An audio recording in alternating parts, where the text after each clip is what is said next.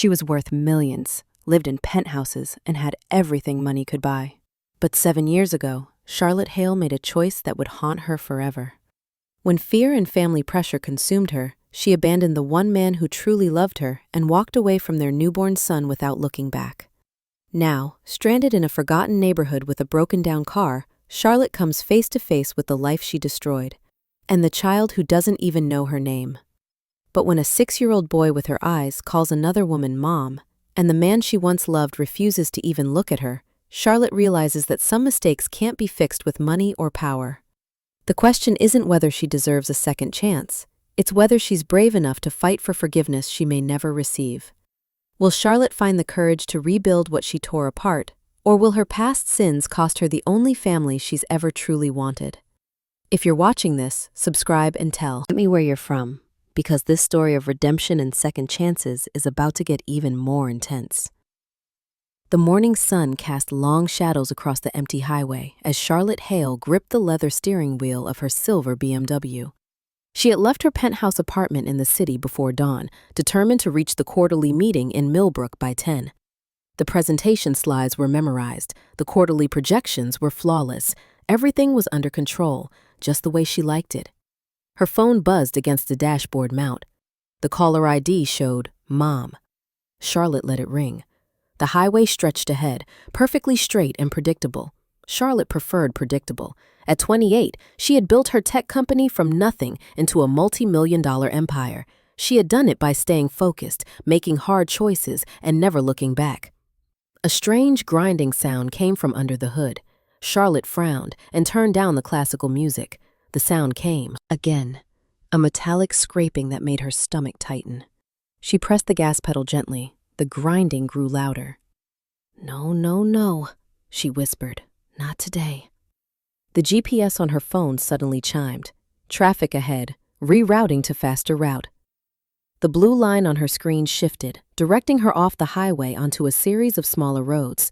Charlotte had never been to this part of the state. She followed the GPS through unfamiliar neighborhoods where houses sat close together and chain-link fences bordered tiny yards. This wasn't her world.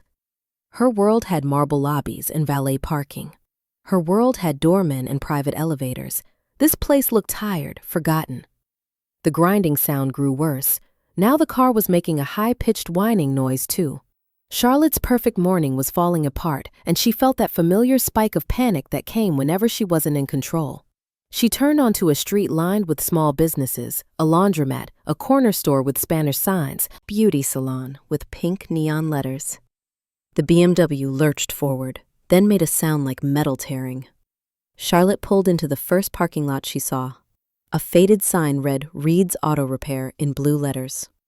The building was small and square, with oil stains on the concrete and a row of cars waiting to be fixed. Steam rose from under her hood. Charlotte sat in the car for a moment, trying to gather herself. She had a presentation in 3 hours. She had people depending on her. She couldn't afford to be stranded in a place like this. But she didn't have a choice. She stepped out of the car, smoothing her gray business suit. Her heels clicked on the cracked pavement as she walked toward the open garage door. The smell of motor oil and rubber filled the air. Inside the garage, a man was working under a car that was lifted high on a hydraulic lift. She could only see his legs and work boots. Classic rock played softly from a radio on a cluttered workbench. "Excuse me," Charlotte called. Out. The man slid out from under the car on a wheeled board. He was tall and lean, wearing dark coveralls with grease stains on the knees. When he sat up and looked at her, Charlotte's world stopped spinning. Marcus Reed.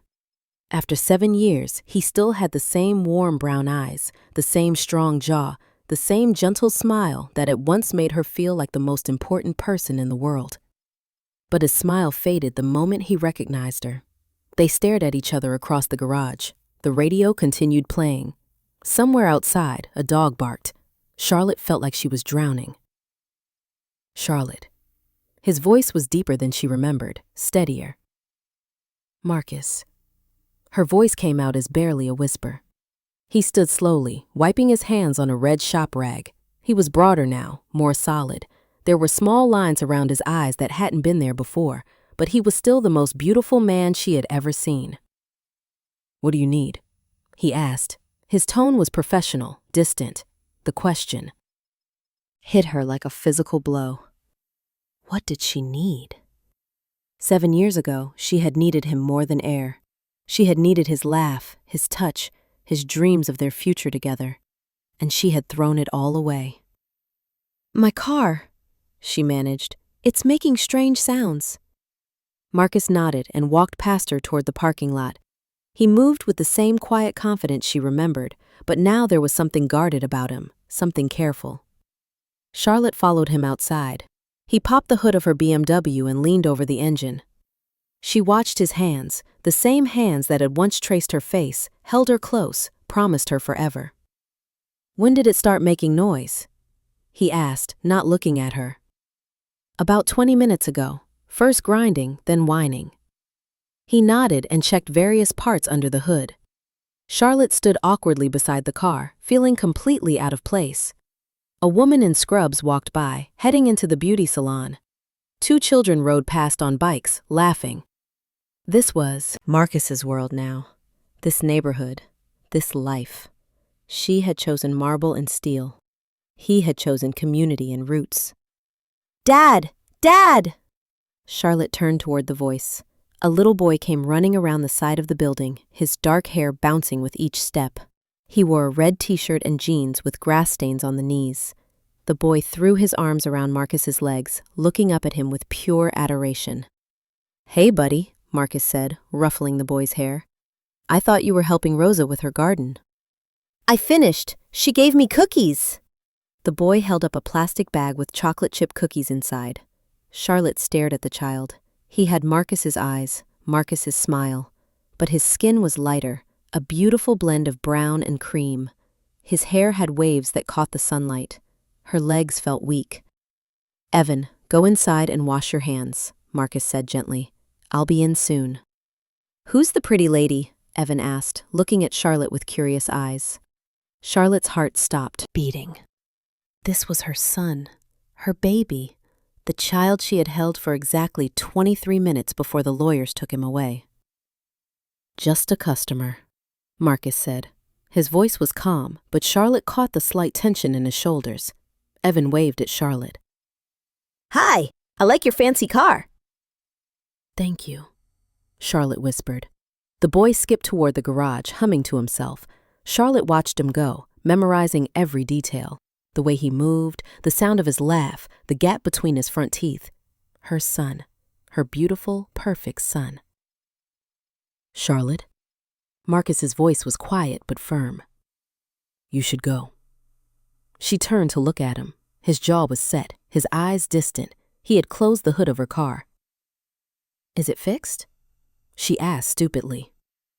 "No. You need a new alternator. It'll take a day, maybe 2, to get the part." "I have a meeting." "There's a rental car place 10 miles north. I'll call you a cab." He was dismissing her, sending her away, just like she had sent him away 7 years ago. "Marcus, please, don't." The word was sharp, cutting. Just don't. He walked back toward the garage, leaving her standing alone beside her broken car. Charlotte felt tears burning behind her eyes, but she couldn't cry. Not here, not now. She pulled out her phone and called a cab company. While she waited, she watched through the garage doorway as Marcus knelt down to help Evan with something. The boy was chattering excitedly, his small hands gesturing wildly. Marcus listened with patience and love, the same way he had once listened to her dreams and fears. She had given up this man. She had given up this child. She had chosen safety over love, approval over happiness. The cab arrived 15 minutes later. As Charlotte climbed into the back seat, she looked back at the garage one more time. Marcus was standing in the doorway, watching her leave, again. The hotel room was everything Charlotte was used to: marble bathroom, Egyptian cotton sheets, a view of manicured gardens, but she felt like a stranger in her own life. She sat on the edge of the king-size bed, still wearing her business suit, staring at her hands. Her engagement ring caught the afternoon light. Daniel had proposed 3 months ago at the country club, during the charity gala. It had been perfect, planned, appropriate. Everything with Daniel was appropriate. Her phone rang. The meeting. She had completely forgotten. "Charlotte, where are you? The presentation was supposed to start 20 minutes ago." Her assistant's voice was tight with worry. "My car broke down," Charlotte said. "I'm sorry, can we reschedule?" "What? Charlotte, this is the Morrison account. We've been working toward this for months." I know, just reschedule it, please." She hung up before her assistant could protest. Charlotte Hale never missed meetings. Charlotte Hale never canceled presentations. Charlotte Hale had built her entire life on being reliable, controlled, perfect. But sitting in the sterile hotel room, she felt like none of that mattered. She thought about Evan's smile, his gap-toothed grin, the way he had hugged Marcus's legs like they were the safest place in the world. Her son was 6 years old. He could read, probably. He might know how to ride a bike. He definitely knew how to make his father laugh. She knew none of those things about him. 7 years ago, she had been 21 and terrified. She had just started her business, working 16-hour days, living on coffee and determination. When she found out she was pregnant, her world had tilted sideways. Marcus had been so happy. She remembered the way his face lit up when she told him. He had picked her up and spun her around her tiny apartment, already making plans. Names for the baby, ideas for the nursery, dreams of their family. But Charlotte's mother had different ideas. "You'll ruin everything," Lillian Hale had said during that horrible lunch at the country club. "Everything we've worked for, everything you've built. A baby will hold you back, Charlotte. And with that man," she had wrinkled her nose like she smelled something rotten. "That man has a name. It's Marcus, and I love him." "Love doesn't pay bills. Love doesn't build empires. You're being foolish." Charlotte had defended Marcus, had defended their relationship, but her mother's words planted seeds of doubt. What if she couldn't handle being a mother and running a business? What if Marcus got tired of the pressure? What if their love wasn't enough? The fear had grown during the pregnancy. Charlotte found herself snapping at Marcus over small things. She worried constantly about money, about the future, about whether she was making a mistake. When Evan was born, Charlotte had held him for exactly 23 minutes. He had been so small, so perfect. His tiny fingers had wrapped around hers, and she had felt a love so fierce it scared her. But the fear was stronger. She had signed the papers the next day, temporary custody too. Marcus, while she got her life together. It was supposed to be temporary, just until she could figure things out. But days turned into weeks, weeks turned into months, and every time Marcus called, every time he asked when she was coming home, the fear got stronger. Finally, she had stopped answering his calls. She had moved to a different apartment. She had thrown herself into work, building her company, proving her mother right. Love didn't build empires. But now, sitting in this hotel room, Charlotte wondered what she had actually built. She had money, success, respect. She had a fiancé who looked good on paper. She had everything she was supposed to want. And she felt empty. Her phone buzzed with a text message. It was from Daniel. "Mom says you missed the Morrison meeting? Call me." Charlotte turned off her phone. She lay back on the hotel bed and closed her eyes. Somewhere across town, Marcus was probably making dinner for their son. Their son was probably telling him about his day, about the garden, about the lady with the fancy car. Did Evan know about her? Did he wonder why he didn't have a mother? The questions hurt too much to think about. Charlotte pulled a pillow over her face and finally let herself cry. The next morning, Charlotte stood across the street from Reed's Auto Repair, watching Marcus open the garage doors. She had been there for 20 minutes, trying to find the courage to cross the street. She had barely slept. Every time she closed her eyes, she saw Evan's face, heard his laugh. She thought about all the bedtime stories she hadn't read, all the scraped knees she hadn't kissed, all the birthday candles she hadn't helped him blow out. Marcus looked the same as always, calm, focused, moving with purpose. He had always been like that, steady in a way that had made Charlotte feel safe. Until her fears had made her run. A woman came walking down the sidewalk with Evan. She was Latina, maybe 40, with kind eyes and a warm smile. She kissed Evan's forehead and gave him a lunchbox before he ran to Marcus. Charlotte watched Marcus kneel down to hug the boy, listen to their conversation even though she couldn't make out the words. This was his life, his world. She was the outsider now. But she couldn't leave, not again. Charlotte crossed the street and walked into the garage. Marcus saw her coming and his shoulders tensed. "Charlotte, I need to talk to you." "About your car? The part will be here this afternoon." "Not about the car." Her voice was shaking. "About Evan. About us." Marcus glanced toward the office where Evan was sitting at a small desk, coloring in a book. He took Charlotte's arm and guided her outside, away from little ears. "There is no us," he said quietly. "There hasn't been for 7 years. I know I hurt you. I know I made mistakes." "Mistakes?" His voice was low but sharp. "You abandoned your son, Charlotte. You abandoned me. That's not a mistake. That's a choice." The words hit like slaps. Charlotte felt tears starting, but she blinked them away. "You're right. I made choices. Terrible choices. But I want to make it right." Marcus laughed, but there was no humor in it. "Make it right? You can't just show up after 7 years and make it right." "I know that, but I want to try. Please, Marcus, let me try." He studied her face for a long moment. Charlotte held her breath, hoping, praying for any sign of the man who had once loved her. "What did you tell him?" she asked. "About me. Does he know?" "He knows his mother wasn't ready to be a mother when he was born," Marcus said carefully. "He knows that sometimes adults make decisions that hurt people they love. He knows that I love him enough for both of us."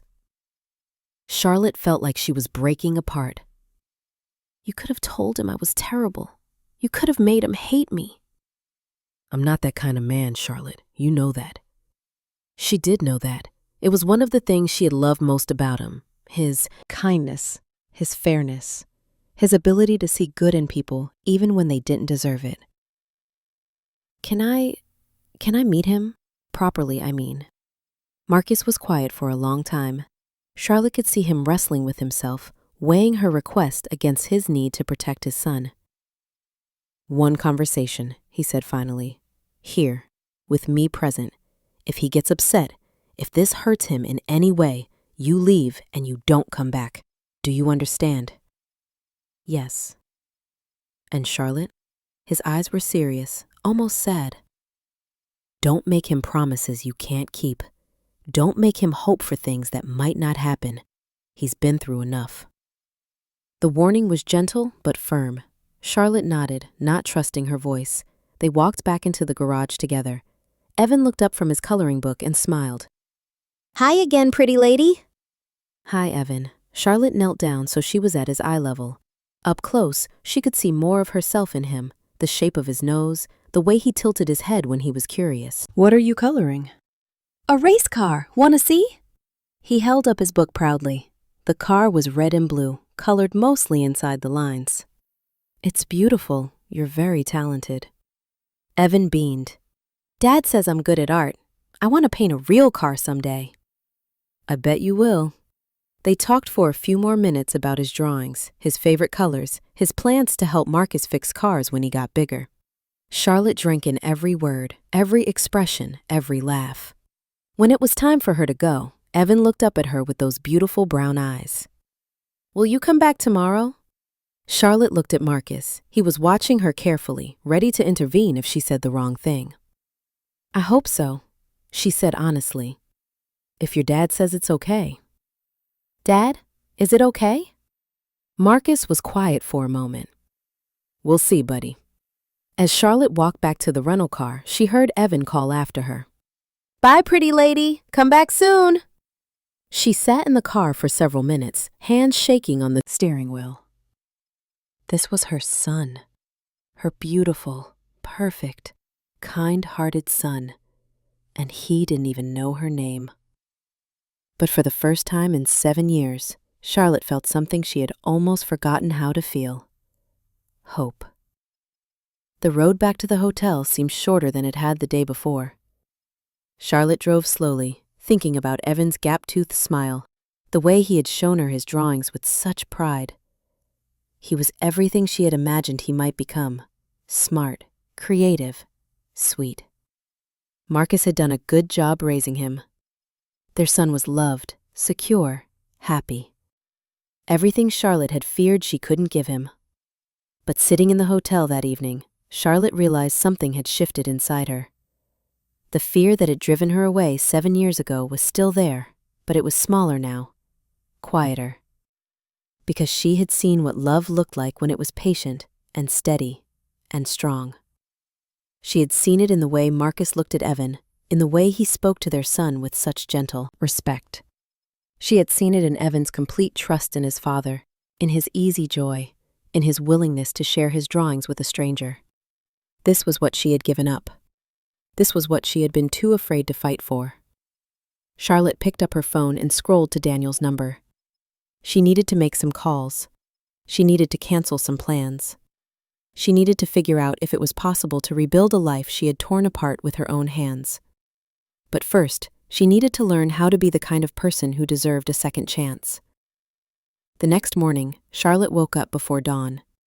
She had slept better than she had in months, despite the strange dreams about small hands reaching for her and voices calling her name. She dressed carefully, jeans instead of a business suit, sneakers instead of heels. She wanted to look approachable, normal, like the kind of person who belonged in Marcus's neighborhood.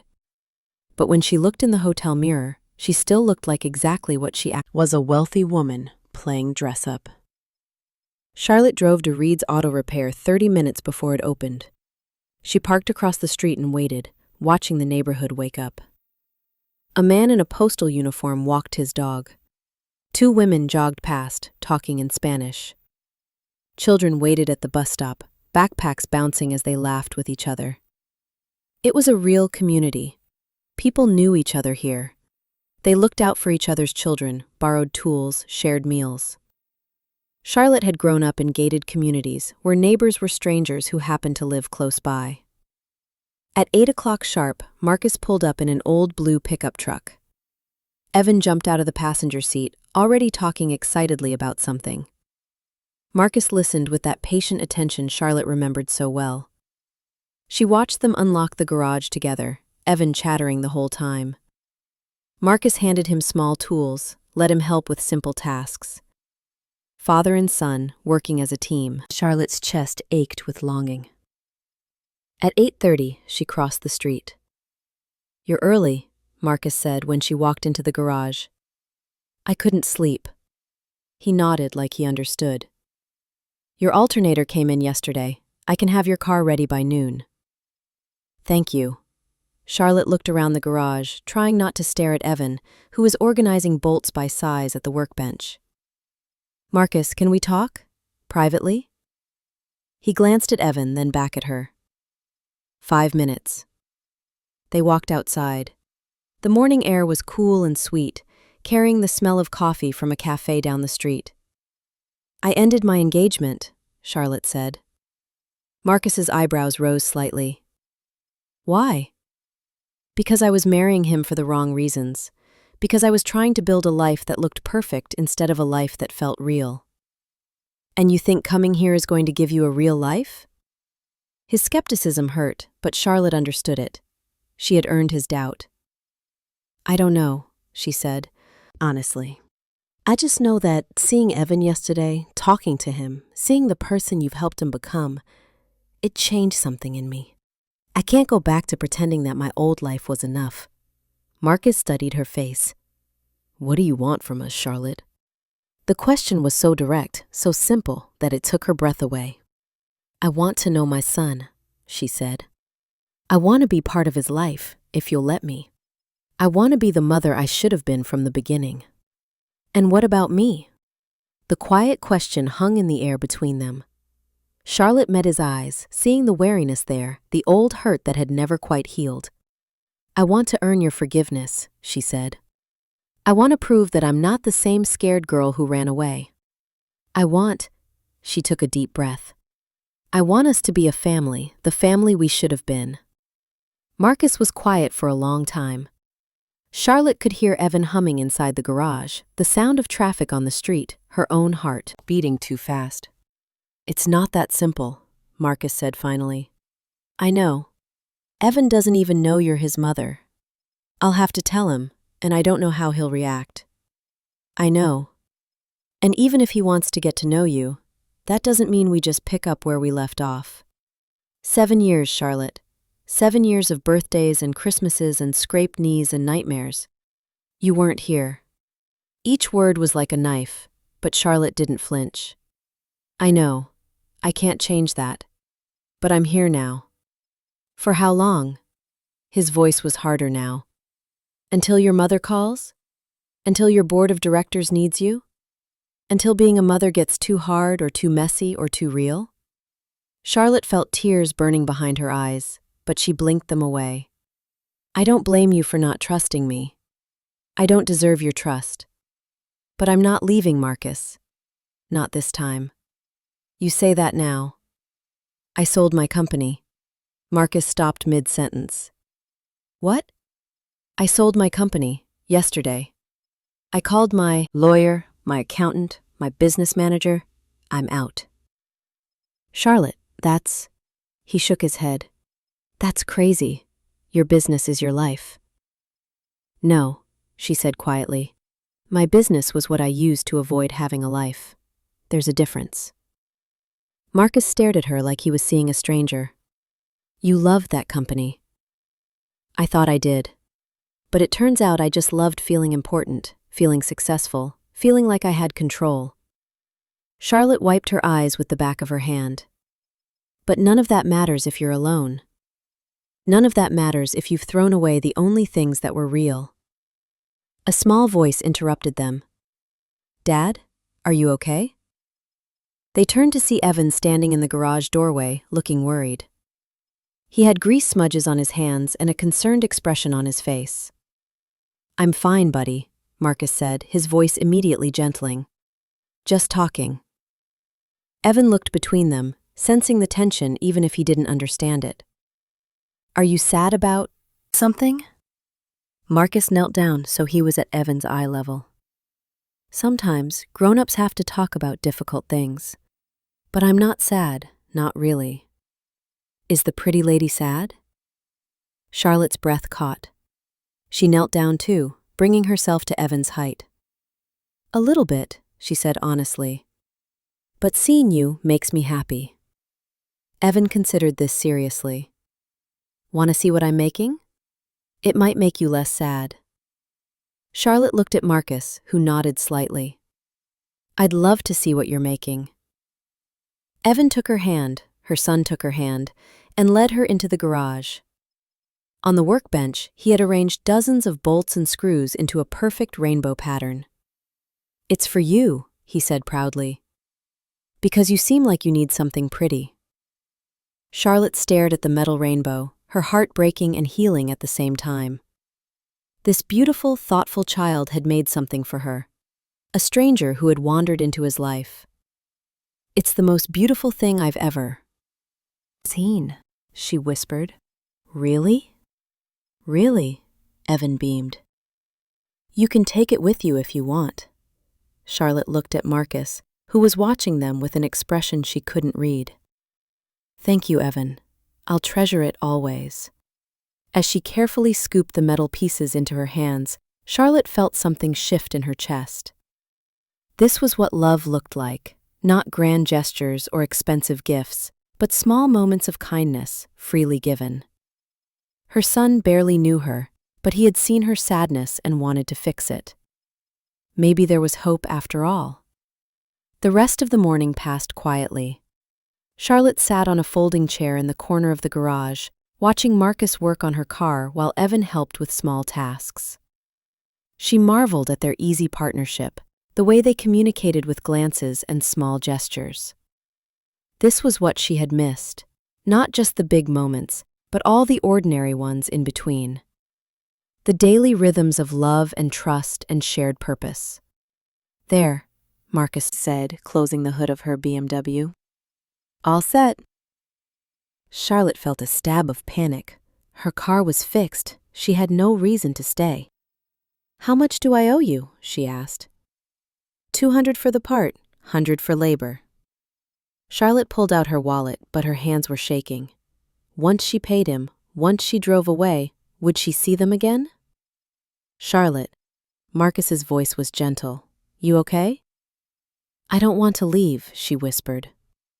Evan looked up from the toy car he was playing with. Then don't leave. Stay and have lunch with us. Mrs. Rosa always makes too much food anyway. Charlotte looked at Marcus, hope and fear warring in her chest. One lunch, he said quietly. That's all I can promise right now. That's enough, Charlotte said. That's everything.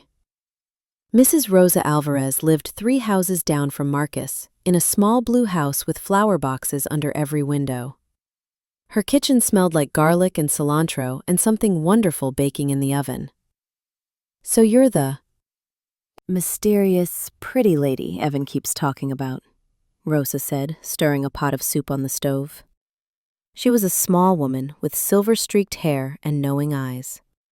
I suppose I am. Sit, sit.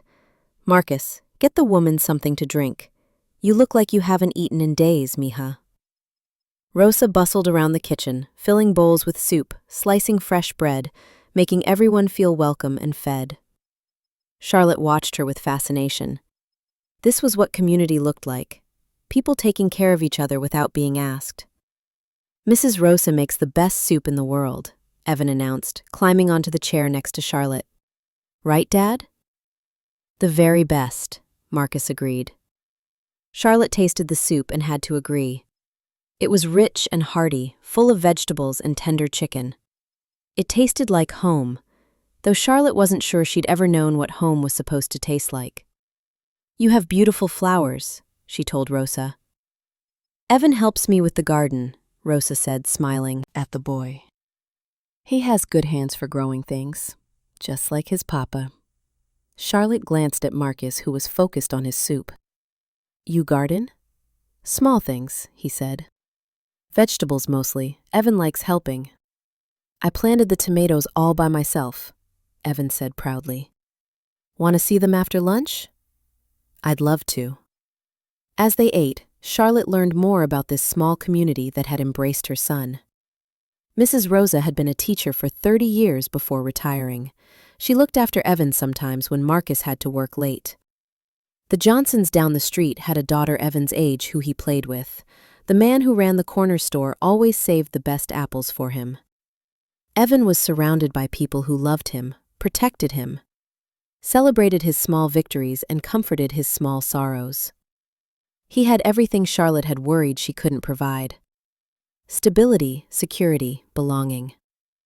Marcus had built this for their son. This network of care, this sense of home. After lunch, Evan took Charlotte outside to see the garden behind Marcus's house. It was small but carefully tended, with neat rows of vegetables and a few fruit trees. Those are my tomatoes, Evan said, pointing to plants heavy with green fruit. And those are Dad's peppers. They're too spicy for me, but he likes them. Charlotte knelt beside the tomato plants, touching the soil with her fingers. How often do you water them? Every morning before school and every evening before dinner. Dad says plants are like people. They need regular care to grow strong. The simple wisdom of it made Charlotte's chest tight. Your dad is very smart. The smartest, Evan agreed. He knows how to fix anything. Cars, bicycles, even my toy robot when I broke it. And he makes the best pancakes on Saturday mornings. Charlotte listened to him chatter about his life, about school and friends and favorite books. Every detail was precious to her, a window into the childhood she had missed. Evan, she said, carefully, do you ever wonder about your mom? The boy was quiet for a moment, pulling a weed from between the tomato plants. Sometimes, he said. Dad says she wasn't ready to be a mom when I was little. He says that happens sometimes, and it doesn't mean she didn't love me. Charlotte's throat closed up. Even in her absence, Marcus had protected her, had made sure their son didn't carry the weight of her abandonment. What do you think about that? She asked. Evan shrugged. I think maybe she was scared. Sometimes I get scared of new things too, but Dad always helps me be brave. And now? Do you still wonder about her? A little bit. But I have Dad and Mrs. Rosa and all my friends. I'm not lonely or sad or anything. He looked at her with those serious brown eyes. Are you lonely? The question was so innocent, so direct, that Charlotte felt tears spring to her eyes. Yes, she said honestly. I think I have been lonely for a very long time. Evan considered this. Then he reached over and patted her hand with his small, dirt-stained fingers. It's okay, he said solemnly. Dad says loneliness doesn't last forever if you're brave enough to let people care about you. Charlotte stared at this wise little boy, her son, and felt something crack open in her chest. All her fears about not being good enough, not knowing how to be a mother, seemed small and silly compared to the simple kindness he was offering her. Thank you, Evan, she whispered. You're welcome. Want to help me pick beans for dinner? They spent the next hour in the garden, Evan chattering about school and his friends, while Charlotte listened and learned. Marcus watched from the back porch, his expression unreadable. When it was time for Charlotte to leave, Evan hugged her goodbye without being asked. His small arms wrapped around her waist, and for a moment, Charlotte allowed herself to imagine this was just a normal day in a normal life, where she was part of this family. Will you come back tomorrow? Evan asked. Charlotte looked at Marcus, who was standing in the doorway, his arms crossed. I don't know, she said honestly. That's up to your dad. Dad? Evan turned to Marcus with pleading eyes. Can she come back? She's really nice, and she helped me with the garden. Marcus looked at Charlotte for a long moment. She could see him weighing her presence against his son's happiness, her promises against his hard-earned caution. We'll see, he said finally. It wasn't yes, but it wasn't no either. Charlotte drove back to the hotel with dirt under her fingernails and hope in her heart. On the passenger seat sat a small bag of tomatoes and green beans, Evan's gifts for her to take home. She thought about his question, Are you lonely? Yes, she had been lonely. For 7 years, she had been surrounded by people but felt completely alone. She had built walls around her heart and called them success.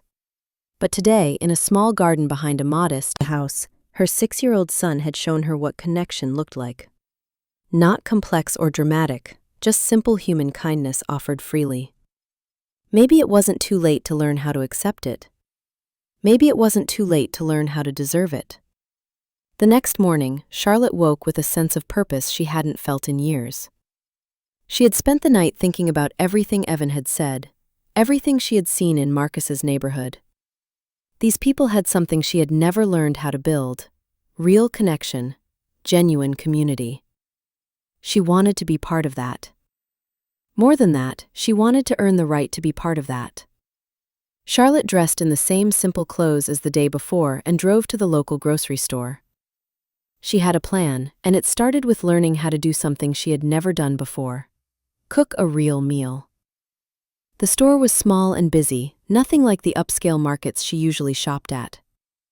Families navigated the aisles with children in tow, elderly. Couples debated which cereal to buy. Teenagers worked the cash registers with easy familiarity. Charlotte wandered the aisles, overwhelmed. She had eaten in 5-star restaurants around the world, but she had no idea how to plan a simple family dinner. She picked up ingredients randomly: pasta, sauce, some vegetables that looked fresh. You look lost, mija. Charlotte turned to see Rosa pushing a cart full of groceries, her dark eyes kind but curious.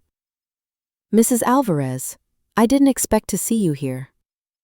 Rosa, please. And where else would I be on Saturday morning? This is where the neighborhood shops. She looked at Charlotte's cart with amusement. What are you making?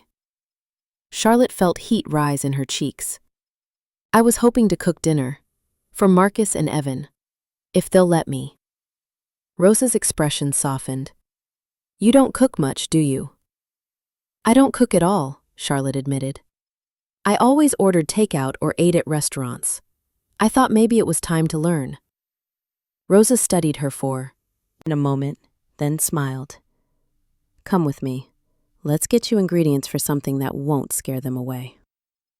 For the next hour, Rosa guided Charlotte through the store, teaching her about selecting vegetables, explaining which spices work together, showing her how to tell if meat was fresh. Charlotte took notes on her phone like she was preparing for the most important business meeting of her life. The secret to good cooking, Rosa said as they stood in the pasta aisle, is not fancy ingredients, it's cooking with love. Food tastes better when you make it for people you care about. Charlotte nodded, though she wasn't sure she understood. She had never cooked with love before. She had never cooked at all. "Why are you helping me?" Charlotte asked as Rosa added items to her cart. Rosa paused, considering her answer carefully.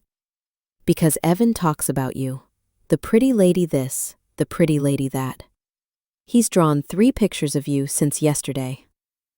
Charlotte's heart jumped. "He has?" And because Marcus, that boy, hasn't looked at anyone the way he looked at you yesterday since you left him 7 years ago." The words hit Charlotte like a physical blow. "You know who I am." "I'm not stupid, mija. Evan looks like both of you, and Marcus doesn't talk about his past, but a woman learns to read between the lines." Rosa's voice was gentle but firm. "The question is, what are you going to do now that you're back?" "I want to make things right." Making things right isn't about cooking one dinner. It's about showing up every day, even when it's hard. It's about putting their needs before your fears. Charlotte nodded, understanding the weight of what Rosa was saying. "I know I hurt them. I know I don't deserve a second chance." "Deserving isn't the point," Rosa said. "Love isn't about deserving. It's about choosing to stay and do the work, even when you're scared." They finished shopping in comfortable silence. As they loaded bags into Charlotte's car, Rosa touched her arm gently. "One more thing, mija. If you're going to do this, if you're really going to try to be part of their lives, you need to tell Evan the truth. He deserves to know who you are." Charlotte's stomach twisted with fear. What if he hates me? What if he doesn't want me in his life once he knows? "Then you accept that and love him anyway," Rosa said simply. "That's what being a mother means." Charlotte stood outside Marcus's house at 5 o'clock, bags of groceries in her arms, her heart pounding like she was about to give the most important presentation of her life. The house was small but well-maintained, with a tidy front yard and a porch swing that looked hand-built. She could hear voices inside, Marcus and Evan, talking and laughing about something. This was their world, their peaceful Saturday evening. She was about to intrude on it with her presence, her history, her desperate hope for forgiveness. Charlotte took a deep breath and knocked. Marcus opened the door, surprise flickering across his face when he saw her standing there with bags of food. "Charlotte, what's this?" "I brought dinner," she said, trying to sound more confident than she felt. "I thought maybe I could cook for you and Evan, if that's okay." Marcus looked at the bags, then back at her face. "You cook?" "No, but I thought it was time to learn." Something shifted in his expression, not quite a smile, but a softening around his eyes. "Dad, who's at the door?" Evan's voice called from inside. "It's Charlotte," Marcus called back. "She brought groceries." The sound of small feet running, and then Evan appeared beside his father, grinning up at Charlotte. "You came back." "Dad, she came back." "I see that, buddy." Evan looked at the bags in Charlotte's arms. "Are you going to cook for us? Real cooking?" "I'm going to try. I might need some help, though." "I'm a good helper. Dad taught me how to stir and measure and everything." Charlotte looked at Marcus, silently asking permission. He was quiet for a long moment, studying her face. "One dinner," he said finally, stepping aside to let her in. The inside of the house was warm and lived in. Comfortable furniture that had seen years of use, bookshelves lined with paperbacks, artwork made by small hands taped to the refrigerator. It was nothing like Charlotte's sterile penthouse, and it was perfect. In the kitchen, Charlotte unpacked the groceries while Evan chattered excitedly about his day. He had played with his friend Sarah, helped Marcus change the oil in Mrs. Johnson's car, and drawn a picture of the garden they had visited yesterday. "Can I see the picture?" Charlotte asked. Evan ran to get his drawing pad and showed her a crayon masterpiece featuring stick figures in a garden. One tall figure, one short figure, and one medium figure with yellow hair. "That's you," he said, pointing to the medium figure. "I made your hair yellow like sunshine." Charlotte's throat closed up. She was in his picture. She mattered enough to be included in his art. "It's beautiful, Evan. Thank you." As she started preparing dinner, Charlotte realized how much she didn't know. How do you tell when the pasta is done? How much salt is too much? Why did the sauce keep sticking to the pan? But Evan was a patient teacher, showing her tricks Marcus had taught him. Stir constantly so nothing burns. Taste everything as you go. Add a little sugar to the tomato sauce to cut the acid. Marcus watched from the kitchen table, helping when asked, but mostly letting Charlotte and Evan work together. Charlotte caught him looking at her several times, his expression unreadable. "This is fun!" Evan declared as he helped Charlotte grate cheese. "We should cook together all the time." Charlotte's hand stilled on the grater. All the time. As if she would be there for more meals, more ordinary evenings, more shared moments. "Evan," she said carefully, "can I tell you something important?" The boy looked up at her with those serious brown eyes. "Sure." Charlotte glanced at Marcus, who nodded slightly. Her heart was pounding so hard she was sure everyone could hear it. "You know how your dad told you that your mom wasn't ready to be a mother when you were little?" "Yeah." "Well, I'm her. I'm your mom." The kitchen went completely silent. Evan stared at her, his small face cycling through confusion, surprise, and something else she couldn't identify. Marcus leaned forward slightly, ready to comfort his son if needed. "You're my mom?" Evan's voice was barely a whisper. "Yes." "But you left." The simple words cut deeper than any accusation could have. Charlotte knelt down so she was at Evan's eye level. "Yes, I left, and that was wrong. I was scared and young, and I thought I couldn't be a good mom, so I made a terrible choice." Evan considered this seriously. "Are you still scared?" Charlotte felt tears starting. "A little bit, but not of being your mom. I'm scared you might not want me to be your mom." Evan was quiet for a long time, his small hand still holding the cheese grater. Charlotte waited, her heart breaking and healing with each second. "Are you going to leave again?" he asked finally. "No," Charlotte said firmly. "Never again. If you'll let me stay, I want to be part of your life. I want to learn how to be the mom you deserve." "What if you get scared again?"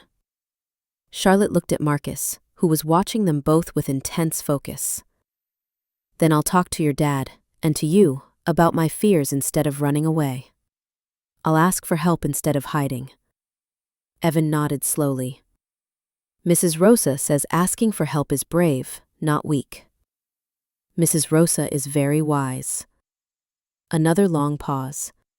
Charlotte waited, letting Evan process this enormous revelation in his own time. "So I have a mom now?" he asked. "You always had a mom," Charlotte said.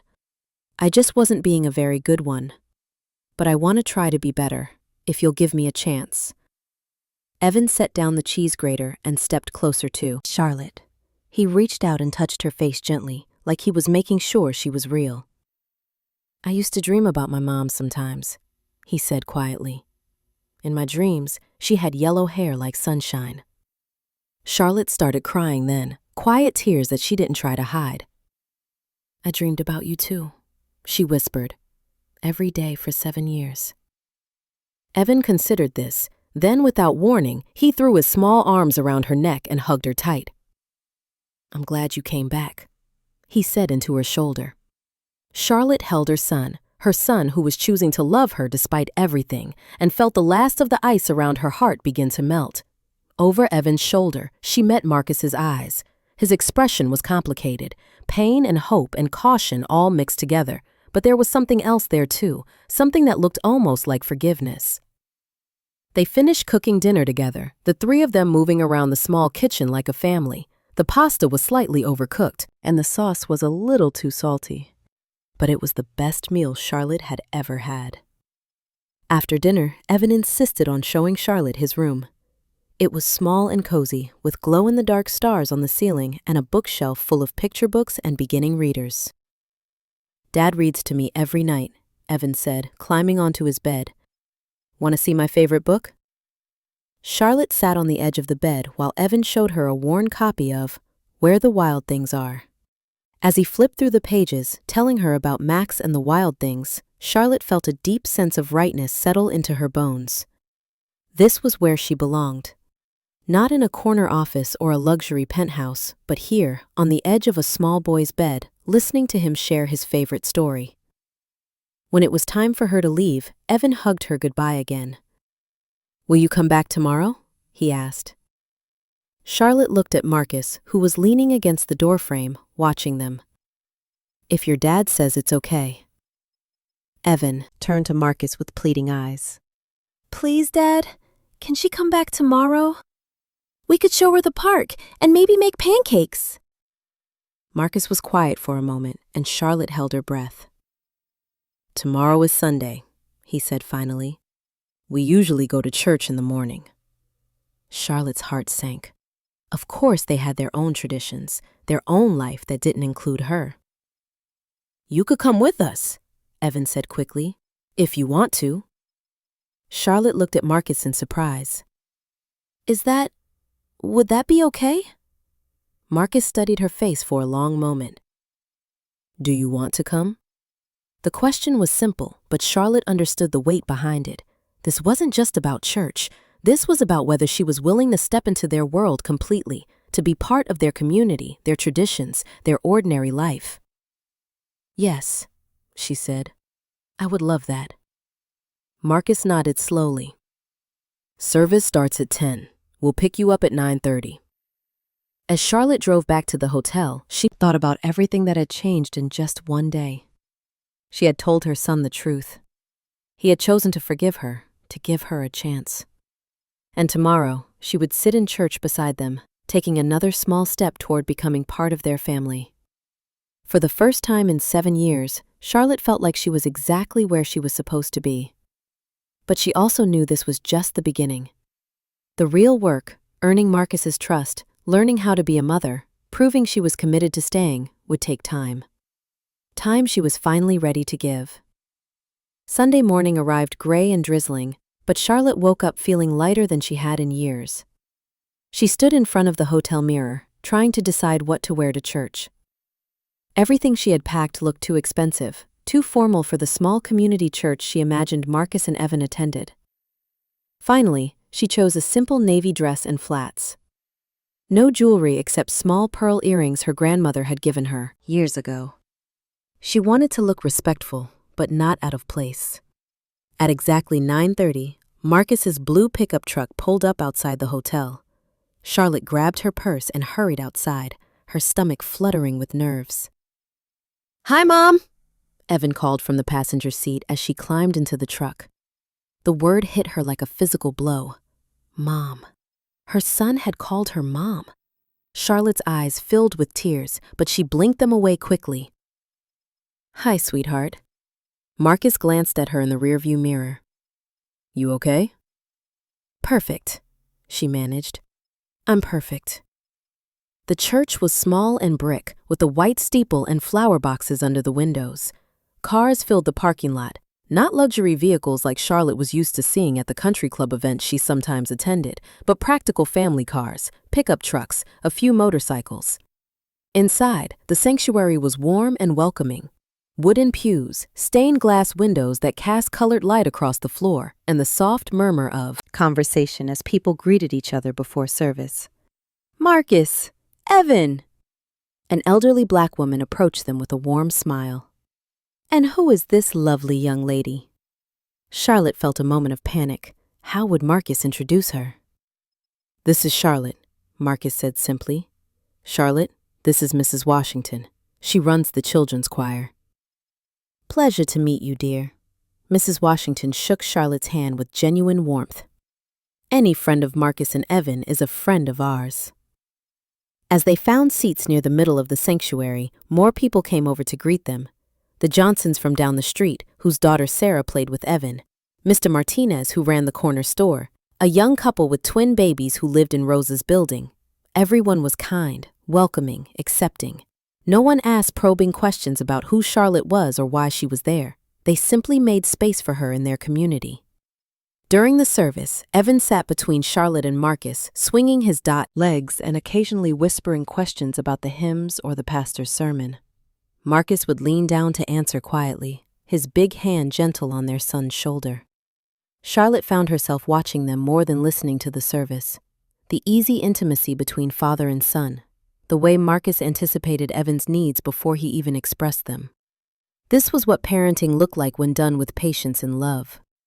When it came time for the children's choir to sing, Evan squeezed Charlotte's hand. "Watch me, Mom. I know all the words."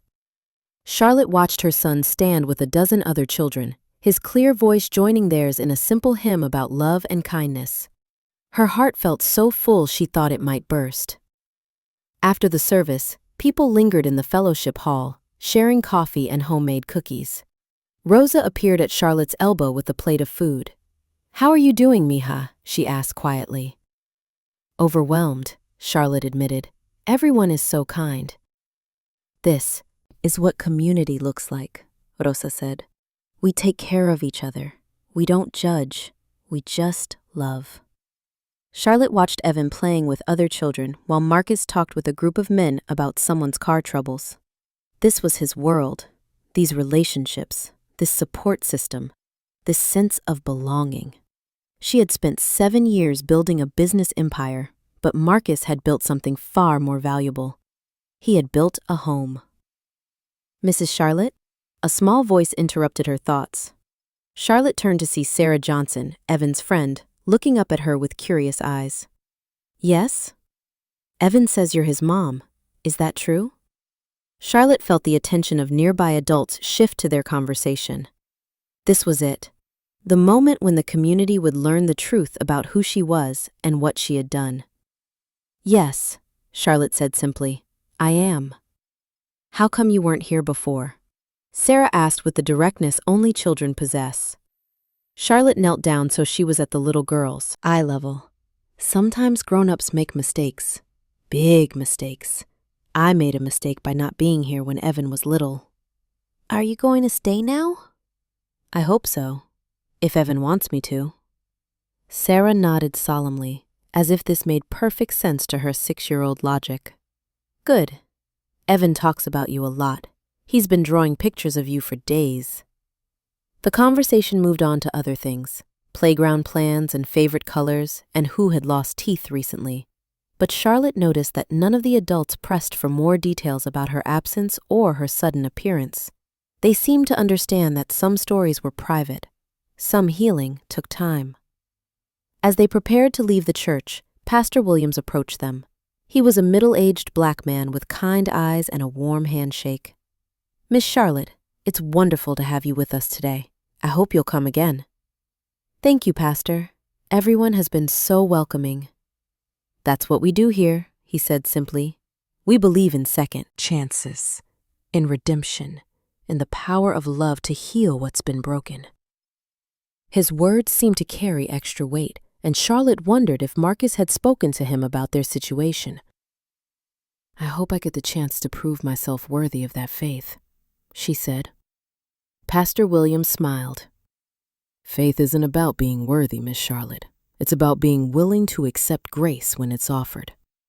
They drove home in comfortable silence, Evan chattering about the service and his friends while Charlotte processed the morning's experiences. She had been accepted, welcomed, embraced by people who didn't know her story, but were willing to give her a chance anyway. "Want to come back to the house for lunch?" Marcus asked as they pulled into his driveway. "I promised Evan pancakes." Charlotte's heart leaped. Another invitation, another step toward belonging. "I'd love that." In Marcus's kitchen, Charlotte watched him make pancakes from scratch while Evan set the table. Father and son moved, together with practiced ease, a dance they had perfected over 6 years of Sunday mornings. "Can I help?" Charlotte asked. "You could cut up fruit," Marcus said, nodding toward a bowl of strawberries and bananas on the counter. As Charlotte washed and sliced fruit, she found herself stealing glances at Marcus. He moved with quiet confidence around the kitchen, flipping pancakes, checking the bacon, making fresh coffee. His hands were steady and sure, whether they were fixing cars or making breakfast for his son. These were the same hands that had once held her, loved her, dreamed with her of their future together. Now they were guarded around her, careful. She had lost the right to his easy affection, but maybe, with time, she could earn it back. "Tell me about work," she said, wanting to know about his life, his dreams. Marcus glanced at her. "What about it? Do you like running the garage? Are you happy?" He considered the question while flipping a pancake. "Yeah, I'm happy. It's good work. Honest work. I get to help people, solve problems. And I'm my own boss, so I can be here for Evan when he needs me." Charlotte heard the subtle emphasis on the last part. He was there for Evan. He had never left, never put his own needs first. "That's wonderful," she said, and meant it. During lunch, Evan regaled them with stories from Sunday school, while Charlotte learned more about their weekly routines. After church, they usually spent quiet time at home. Sometimes they visited Rosa or went to the park. In the afternoon, Marcus would prep for the coming week, while Evan did homework or played. It was ordinary, peaceful, exactly the kind of life Charlotte had once dismissed as boring. Now she saw how beautiful ordinary could be. After lunch, while Evan played in his room, Charlotte helped Marcus clean up the kitchen. They worked in companionable silence, moving around each other carefully in the small space. "Thank you," Charlotte said as she dried the last dish. "For what?" "For letting me come today. For including me. For letting Evan call me." She couldn't finish the sentence. "Mom?" Marcus supplied quietly. Charlotte nodded, not trusting her voice. Marcus was quiet for a long moment, wiping down the counter with deliberate strokes. "He's been wanting a mother his whole life," he said finally. "I tried to be enough, but there were things. Questions I couldn't answer. Holes I couldn't fill." "You are enough," Charlotte said fiercely. "Look at him, Marcus. Look at the person he's becoming. He's kind and generous and brave and smart. That's because of you." Marcus's hands stilled on the counter. "He looks like you when he smiles." The observation was quiet, almost whispered. Charlotte's heart clenched. "But he has your heart," she said. "Your goodness, your strength." They looked at each other across the small kitchen, and for a moment, Charlotte saw a flicker of the man who had once loved her completely. Then Marcus looked away, the shudders coming back up. "Charlotte." His voice was careful. "This thing with Evan, it's happening fast. Maybe too fast." Fear shot through her. "Are you having second thoughts?" "I'm having all kinds of thoughts." Marcus turned to face her fully. 7 years, Charlotte. 7 years of him asking where his mom was, why she didn't want him. 7 years of me trying to explain something I didn't understand myself. Charlotte felt sick. "I never wanted him to think I didn't want him."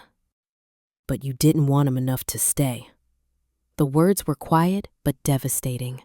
Charlotte absorbed the blow, understanding she deserved it. "You're right," she said. "I didn't want him enough to fight for him. I wasn't brave enough, strong enough, mature enough. I was a coward."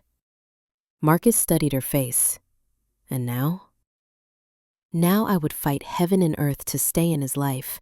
Now I understand what I threw away." Charlotte met his eyes directly. "I know you don't trust me. I know you think I'll get scared and run again. I don't blame you for that. But I need you to know, I'm not the same person who left." "People don't change that much, Charlotte." "Some do, when they finally understand what they've lost, when they get a second chance they never expected to receive. Marcus was quiet for a long time, wrestling with something internal. Charlotte waited, her heart hammering. "I need time," he said finally. "Evan might be ready to jump in with both feet, but I need to see that you mean what you say. I need to see you choose us when it gets hard, when it's not exciting anymore, when it's just ordinary life day after day." Charlotte nodded. "I understand. And I need to know you're not going to break his heart, because if you hurt him again, if you make him feel abandoned again." Marcus's voice was steel.